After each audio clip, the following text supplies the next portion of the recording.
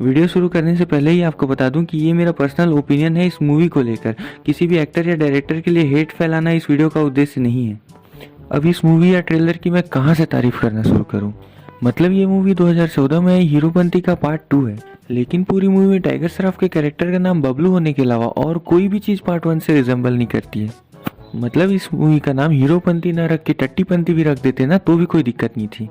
बल्कि जो कुछ इस मूवी में देखने को मिल सकता है ना, उस हिसाब से टट्टीपंती ज़्यादा अच्छा नाम होता। अब उस मूवी से क्या ही एक्सपेक्टेशन कर सकते हैं जिसके डायरेक्टर प्रोड्यूसर ने उस मूवी का नाम रखने के लिए भी बिल्कुल समय नहीं दिया है। मतलब डायरेक्टर प्रोड्यूसर ने सोचा कि नया नाम क्या रखना, टाइगर श्रॉफ की कोई पुरानी मूवी उठा लेते हैं, उसके पीछे में 2 लगा देते हैं, लोगों को ऐसा लगेगा कि फ्रेंचाइजी है। मतलब इनके हिसाब से ऑडियंस जो है वो तो चू है। मतलब मैं इस फिल्म के डायरेक्टर अहमद खान जी से ये पूछना चाहता हूँ कि क्या इंडियन ऑडियंस आपकी नज़र में इतनी बेवकूफ़ है कि टाइगर श्रॉफ को शर्टलेस देखने के लिए थिएटर तक आ जाएगी। तो विद ड्यू रिस्पेक्ट सर, मैं आपको बता दूं कि अब वो ज़माना ख़त्म हो गया है जब सलमान खान के शर्ट उतारने पर मूवीज़ हाउसफुल हो जाती थी।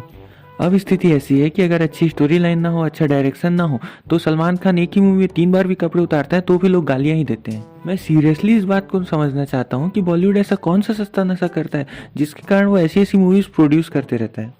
और रीमेक करने पे क्या कम गालियाँ पड़ती थी जो ये लोग अब सस्ता कॉपी भी बनाने लगे हैं। मतलब इस मूवी के डायरेक्टर की मैं दाद देता हूँ। मतलब इन्होंने कहाँ कहाँ से क्या क्या नहीं टिपा है। मतलब अगर मैं बिना पढ़े हुए एग्जाम देने जाऊँ ना तो भी मैं इतनी कॉपी नहीं करूँगा जितनी कॉपी इन्होंने इस मूवी में की है। डार्क नाइट के जोकर को कॉपी करके नवाजुद्दीन का कैरेक्टर दे दिया।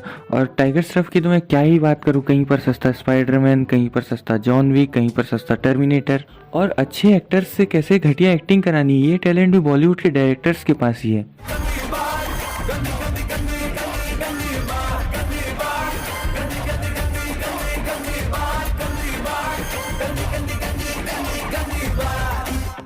एक्टिंग से याद आया कि इस मूवी में तारा सुतारिया भी है।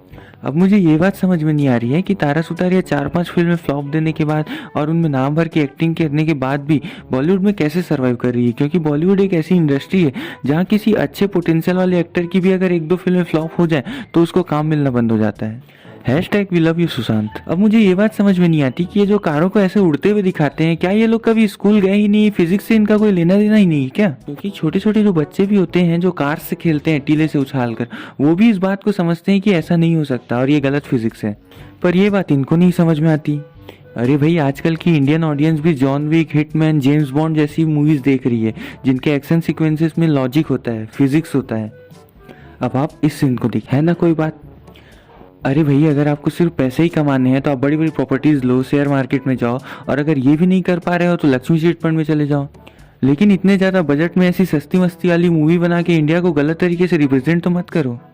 तो ये मेरा ओपिनियन था हीरोपंती 2 के बारे में। अब आपके पैसों पे आप आग लगाएं या उससे ये मूवी देखने जाएं, ये आपकी इच्छा है। अगर आप सबको मेरी वीडियो अच्छी लगती है तो इसे लाइक कीजिए, शेयर कीजिए और चैनल को सब्सक्राइब कीजिए। धन्यवाद।